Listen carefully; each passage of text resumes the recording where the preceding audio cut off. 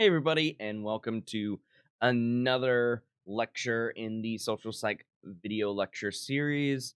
Today, we are going to be talking about close relationships, romantic relationships, intimate relationships. So, here's the outline for today. So, we're going to talk about the historical perspective of love, what love and marriage turned into over the years, over the decades, over the centuries.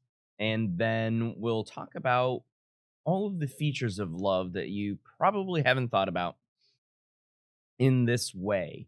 So, what's the difference between love and liking?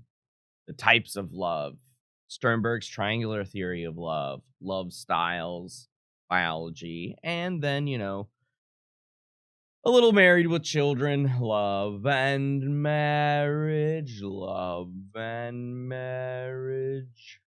go together like a horse and carriage. That sort of thing. Okay, so what is love? Baby, don't hurt me no more. Well, from a historical perspective, we have a lot of examples to explore, and this by no means is an exhaustive list. Okay, so different cultures have held different views of what love is supposed to be. So, what's the cultural value? Is it desirable? Is it undesirable? What's the deal with sex in this case, right? So, what's the deal with sex? Should it be sexual or non sexual? Should there be questions of sexual orientation? Should love involve same sex or heterosexual partners, among other things, right? And then marital status. Should we love our spouses, or is love reserved for others? And only recently, some cultures have come to believe in love, that love and marriage kind of go together. So let's take it way back to the 5th century BC and ancient Greece. Love is passionate, frightening, and considered a form of madness, and it had no relationship with marriage or family life. No love in marriage or family. Fast forward a few centuries to ancient Rome, and you still have this kind of love is an undesirable torment. So it's still a form of madness, and it still occurs outside of marriage. However, toward the later part of the Roman Empire, love started to become a game, and like a skill-based game. Like all of the skill-based games you play now, like it was a skill-based game, and it wasn't to be taken seriously at all. It was just a game. Aspects of that carried through the Middle Ages, though love was during the Middle Ages was pretty much not a thing, right? Because religion here was saying no love, no sex, just procreate for babies. That was it. But aspects of this game carried through to 12th century France. So 1100s, okay, in France. Love becomes a quest. So it's no longer a game, it's now a quest. Okay? Kind of like searching for the Holy Grail. And it was not associated with marriage. So still 1100 AD thereabouts, right? Still not associated with marriage. And because marriage was a political and contractual obligation between a man and a woman. It had to do with property, politics, all of money, other assets, that sort of thing, right? 17th and 18th centuries, so moving on to the 1600s and 1700s, Europeans, especially the English, began to connect love and marriage together. So you married typically who you loved, okay? So you marry for love, get married when in love, And this carried through to where the British expanded, right? It carried through all of the ways that the British expanded their empire. But it's still the exception in many societies. If you take India, for example, there's still quite a bit of arranged marriages, right? Today, the belief is that romantic love is the reason to marry someone in North America. Okay. In North America. So this is an interesting, but it has changed over the decades. Has changed over the decades. Genders and gender roles do play a role in the shaping of North American marriage love, even in the last several decades. So in 1967, men and women were asked, "Would you marry someone you did not love?" 36% of men said yes. 76% of women said yes. Okay, so that's 1967. There's a lot of traditional gender role stuff happening right now. And so, or not right now, sorry, then. And so women said yes to that question because they thought that that was their societal obligation, societal duty. Okay. Fast forward only about 15 years. Well, 1984, maybe about uh, 17 years. Ask the same question. Would you marry someone you did not love? 14% of men said yes, so that went down. 15% of women said yes, so that tanked. That number tanked. And you can see just in 17 years, just in a little under 2 decades, women were like, no, I don't need that traditional gender role assigned to me. I don't need that societal obligation of marriage.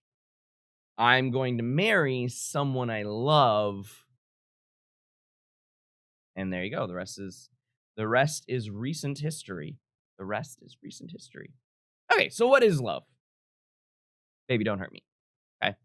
Um it's a sticky subject that's very hard to define. Philosophers don't do very good at it. Poets don't do very good at it. And so social scientists, if those two are having problems, then social scientists are going to have problems. Some social scientists think that there are 2, 3, 7, 8 different kinds of subtypes. We'll talk a little bit about those in later in this video. But let's take a step back. First things first, love is an emotion. Okay. And so we can take some other words that we have in English that sort of reflect that emotion piece of it. Longing, adoration, lust, passion, giddiness, butterflies in your stomach, feeling of well-being, feeling of dependency, caring, compassion. Wow. So it's an emotion. Okay. But and I'm sure you clearly knew that coming in. Okay. But it's also an attitude. Love is an attitude. Positive evaluations of others or of another. So if you think back to the other video that we talked about with attitudes, attitudes are evaluations of any given person, thing, or place, right? Some noun or abstraction. Okay, it's an evaluation of that. Of course, love would be the positive evaluation. Idealization of another, and then we can add in liking and respect for that person. But it is also a set of behavior. Hey, look, it's the ABC model. It's the ABC model. That's never going away. The set of behaviors. Okay, so saying verbally, I love you. Nonverbal, being happy, relaxed, gazing at the person, smiling. Okay. Physical affection, so things like kissing, hand holding. Self disclosure, which we'll refer to as intimacy in this case. exchanging of gifts and resources, the willingness to make sacrifices. Okay. So that's the set of behaviors. And so what we'll say is that this multidimensional ABC model is a motivation. A motivation. Okay. And let's take Aaron and Aaron's self expansion theory to describe what I mean by motivation. Falling in love transforms yourself. So, here in the theory, we have you and we have your other. Okay. Now, you're touching. That's the beginning parts of intimacy. But as you expand, the self expansion, increased self efficacy and self esteem, self discovery, you start learning new things about yourself. You start coalescing, the self and the other start coming together. So, in the middle here, by the time you are done self expanding, the integration of you and your partner is actually larger than the pieces of you and your partner. Okay.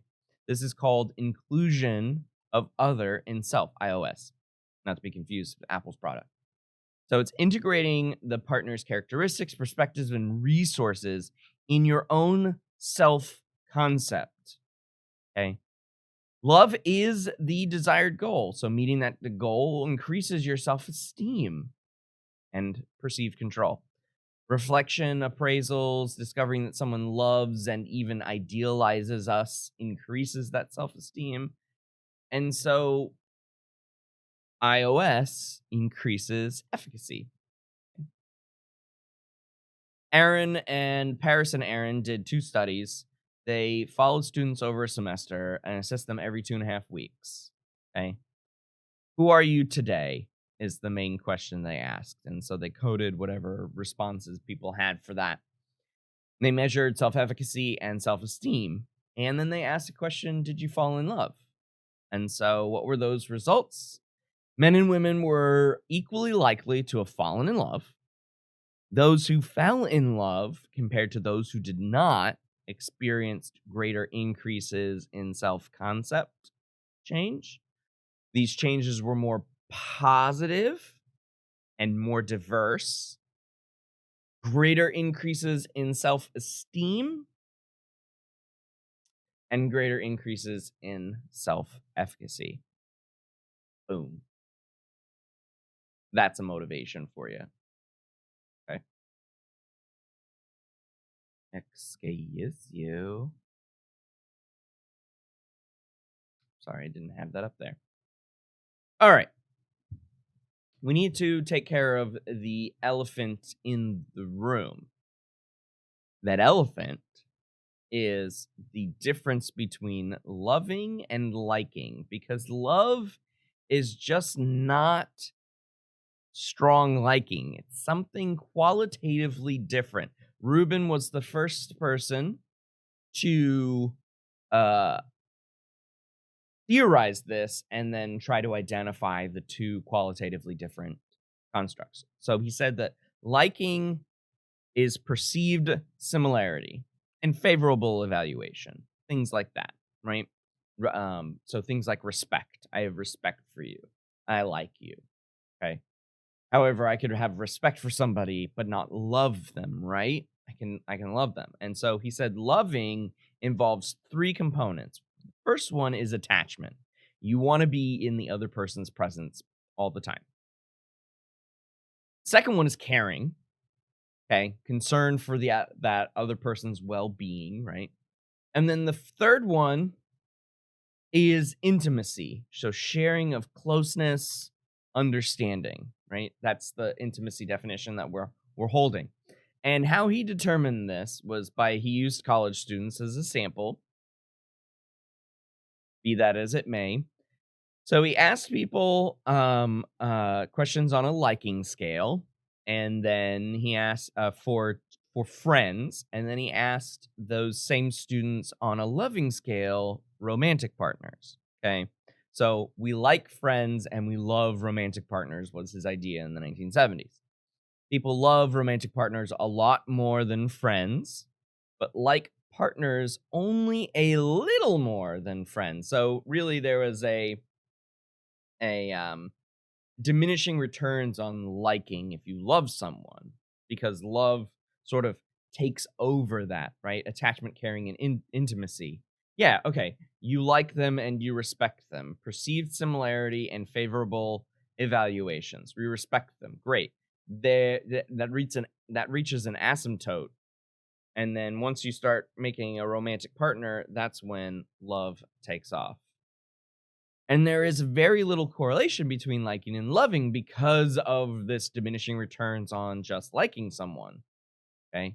So Rubin argued that those were distinct constructs. But is this sufficient? Not according to Berscheid and Walster.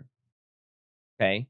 They said, well, you can't just have love being love. You have to really describe love a little bit more. And so the idea was that they divided love into two separate constructs: passionate love and companionate love. So here I have a heart on fire for passionate love, heart on fire. And then here I have a couple walking, silhouetted by a sunset, I suppose, holding hands, right? And so passionate love.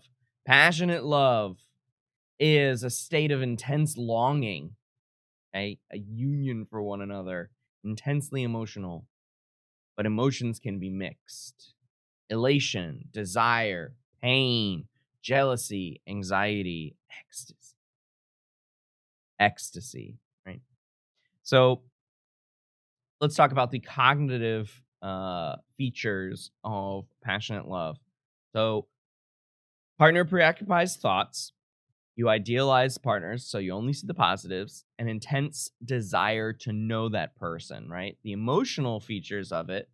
So, physical sexual attraction, I think, is the most identifiable one on this one. Negative feelings when things do go wrong. So, a lot of negative feelings when things do go wrong. So, a lot of catastrophizing and a lot of feeling that this is your fault or their fault. It's hard to come back from those negative feelings. Longing for longing for that person during separation. Absence makes the heart grow fonder. That sort of stuff. And then physiological arousal, things like heart races, that sort of thing. And then the behavioral components want to be super close to that person, right? So proximity, touch, closeness, PDA, etc. You want to study that person to determine feelings in periods of uncertainty. Generally speaking, according to Berscheid and Walster, passionate love is universal, intense, and short-lived. It declines over time because idealization declines. Okay. Passionate love needs uncertainty to survive. So how do we keep it alive? That's a question for the ages, right? How do you reduce boredom and keep excitement alive? Early relationships are exciting in part because they are novel and arousing. Okay. Now, companionate love. This is companionate, so just like companions, having a companion, right? So this is the affection we feel for those people whom our lives are deeply intertwined, right? So you can kind of consider this true love, marital love, as something like that, right? You can consider it something like that. So the cognitive features of it's practical and it emphasizes trust, caring, and tolerance of flaws more than idealization, right? Emotional tone is more moderate, warmth and affection, and so These are simmering. They're not the fiery, burning passion of passionate love. Comfortable attachment and a sense of belonging. I think that's very important, the sense of belonging in companion love. And then the behavioral piece is you do a lot of things together. Companion, you have a companion. And then there's quite a bit of intimacy. Okay. Generally speaking, according to Berscheid and Walster, is that passionate love is transformed into a pleasant afterglow after several years of loving. And this is, even though love is separated into two constructs here, two separate constructs, they are related and they do share, even they came out 5 years after Rubin's idea, attachment, commitment, and intimacy. Yeah, very similar constructs. So how do we measure love? Well, how do you measure passionate love? Besides the graphic take on that one, pretty much self-report.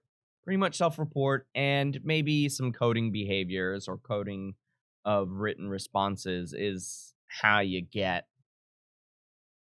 the good uh responses, but mostly self-report, right? And so passionate love, you ask questions like this: I would rather be with them than anyone else. I want that person physically, emotionally, and mentally, something like that. But if you want to measure compassionate love, or excuse me, companionate, you ask questions like, I feel our love is based on a deep and abiding friendship. My partner is one of the most likable people. Um, the oops. So the passionate love is Hatfield and Sprecher, 1986. This is called the passionate love scale. And then the companionate love is the friendship-based love scale from Grote and Fries, 1994. Right. So these are, you can see that they are quite different. Let's take Berscheid and Walster and kick it up several notches. Sternberg in 1988, so about a decade after Berscheid and Walster, said, you know what? I don't think passionate love and companionate love captures the full experience of love. And so he wanted to elaborate on the different kinds of love that exist. And so he developed three components to his triangular theory of love. And these three components combine to create 8 different forms of love. And he conceptualized that in a triangle, obviously, right? So the three were passion, intimacy, and commitment. Passion is the romance and physical attraction, okay? Does not need to be sexual passion, but it can be longing for nurturance, affection, and affiliation, okay? Intimacy, feelings of closeness, warmth, connectedness, support, concern for others' welfare, and then commitment is the long-term intention to stay. And that's basically it. Now, he said that intimacy is the core feature of most loving relationships. If you have a romantic partner, even parent, child, siblings, friends, but so that's the core feature of any loving relationship, whether you call it a friendship, a familial thing, or a romantic partner, a lover. You have to have intimacy. But if you don't have passion and commitment, then you have different kinds of relationships. Okay. Now, the idea between passion and intimacy cognitively is that they're emotionally hot and charged, and commitment is the cooler of the three. Okay, so let's take a look at what they all are in this triangle. So here I have my triangles: intimacy, passion, and commitment. Okay, Now, just to get you started, there are 8 forms of love in this triangle, but you'll only see 7. And that's because the 8th type is the absence of all of these. So if I were to go up, bye, this is non-love. Okay, the 8th type of love is non-love. Seems a bit silly, but it's a possibility, so it exists. Okay. Now, there are 7 other kinds of love that I am going to go over here. So let's go around the triangle. So if we just have intimacy, then what we'll have, according to Sternberg, taking a page from Rubin, is liking. And so you can consider these things like deep friendships. But if we have intimacy and passion, then this is what's called romantic love. Okay, so there's no commitment yet. So this is the early features of a relationship: intimacy and passion, sharing things, feeling hot. Okay, now if you have passion by itself, this is called infatuation, and you've probably heard that term. Okay, so things like love at first sight. There's no intimacy yet. You're just hot. Okay.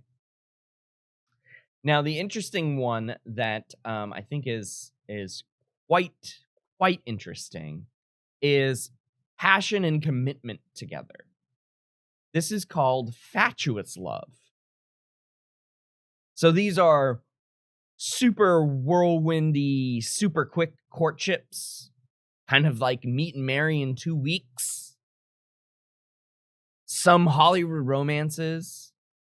Okay. Commitment is made on the basis of passion, but not deep intimacy and investment in another person's welfare, because intimacy takes time to develop. Okay. It's often that these relationships are unstable because there is no intimacy to keep commitment. Okay. Commitment by itself is called empty love.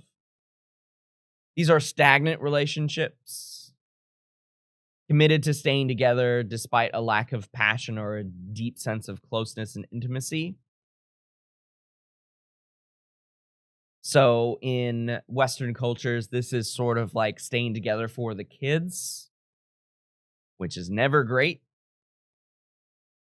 But interestingly, in some societies, in some Eastern societies, and some African societies, this is how relationships start, not end, which is a different dynamic because you are then creating the intimacy and passion from the empty love versus this being the flame out and the lack of closeness in a Western relationship.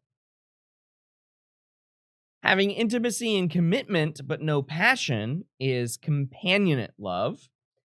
So the same vocab word as Berscheid and Walster. And it's a similar sense because we have no passion. So long-term committed friendships, marriages in which physical passion has died down. Okay, so the question of how do we keep passion alive is fleeting from these folks, right? So that's the 7 on the out, or the 6 on the outside of the triangle. But what happens when you have intimacy, passion, and commitment? Well, Sternberg said that's called consummate love. It's all 3. It's complete. It's the love many of us strive to achieve in our romantic relationships. It's perhaps more easily formed than maintained. Not to say it's difficult to maintain, but it definitely is easiest to form once you get passion, commitment, and intimacy. But keeping it is the struggle, right? And each of these 8 or 7, however you want to look at it, You're going to love differently in all the different kinds of relationships you have. And so going along these 7 loves depends on who you're talking about. Okay. On average, in a romantic relationship, intimacy increases, passion decreases. Okay? You can go through a rough patch, but if you have commitment, then that's going to hold you together. Okay. Each person has their own love triangle. And if you have a different love triangle than your romantic partner, this is where tensions can arise. Love styles. So, this kind of question is speaking to how do we love? Not what is love, but now that we've described love as best we can, how do we do it? So that's what love styles are. And this is contemporaneous to Rubin. And he said that there are 6 kinds of love styles. So how somebody loves. And they'll be in, I think, Greek. I think he used ancient Greek. Okay. Eros is the first love style. This is passionate, romantic. People value love. They're not obsessed. Strong sexual desire, intense emotional attachment, sincere, open, committed. Ludus, these are game players. Love is a game. No serious intent. Non-possessive. Typically does not lead to marriage. Steers away from commitment. Focus on conquests of many sexual partners. Lies and insincerity justified as part of the game. Storge. Storge is friendship. Secure, trusting, similarity, emphasizing the friendship part over love. Unexciting and uneventful kind of loving. Okay. Companionate love, basically. So Storge. Pragma. Practical. Seeking specific qualities, often have conditions, wants compatible partners, love for practical reasons, level-headed, informing bonds, avoiding emotional extremes. Mania, it's the opposite. Obsessive, obsessed with love, passionate, yearn for love, find it painful, try to force commitment and greater expressions of love, doubt partner's commitment. Physical symptoms, inability to eat or sleep. These people are worriers, often create problems. And the last one is agape.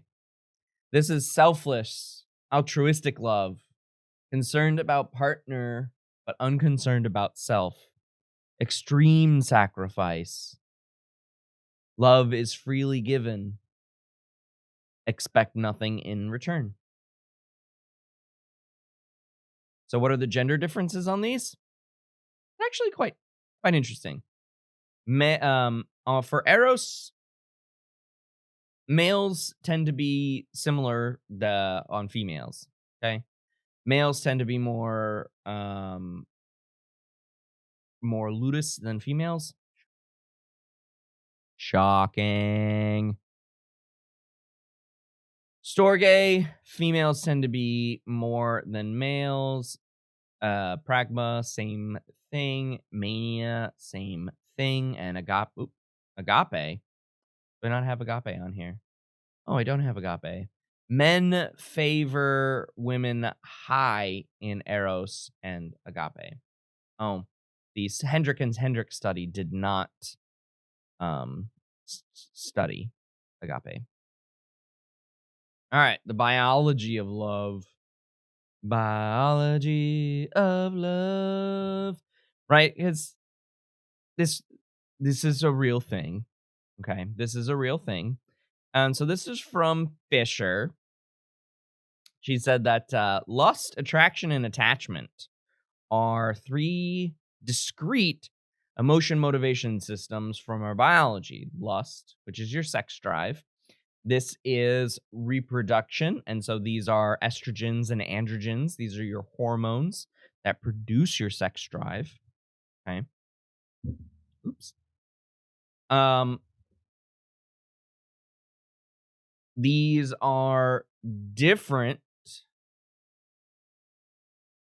than attraction, which comes from our reward system, dopamine, norepinephrine, serotonin, things that you like, things that you have been told that you like, right? And then finally, attachment, companion love, pair bonding, oxytocin.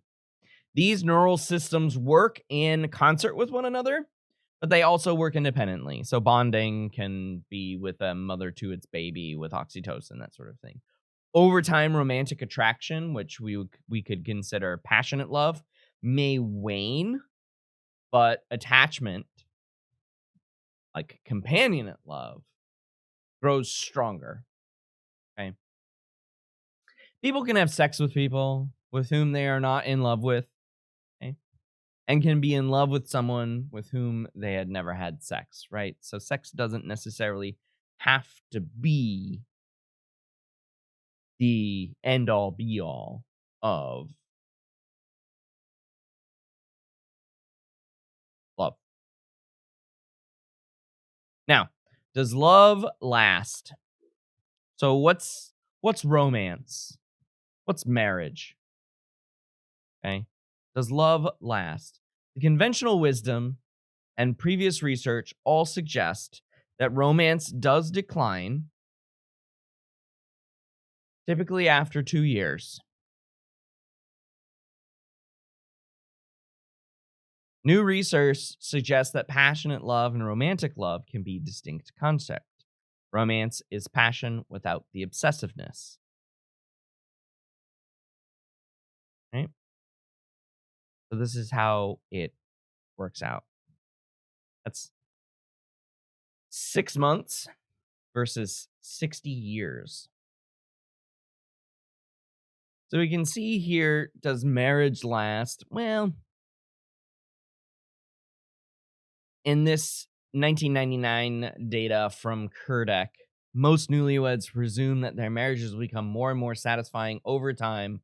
But as you can see here, statistics suggest that on average, satisfaction actually tends to decline over time. So here we have the year of assessment through 10 years. And this is mean marital quality. And you can see that it is declining quite a bit. Right. Now, again, the scale on this is misleading.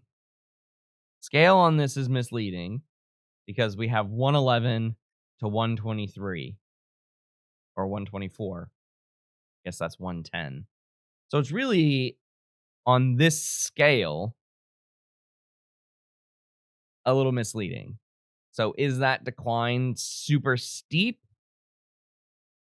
It depends on what the rest of this scale is. So the fact of the matter is that satisfaction tends to decline over time. Okay? That's the real T. How much it declines is up to the individual people. Okay? It's up to the individual people for how much it declines. So just be aware of that. And that is going to be it for this episode of the Social Psych lecture series. Please leave your comments, feedback, and suggestions down below. Generate those questions, and I will see you next time. Bye.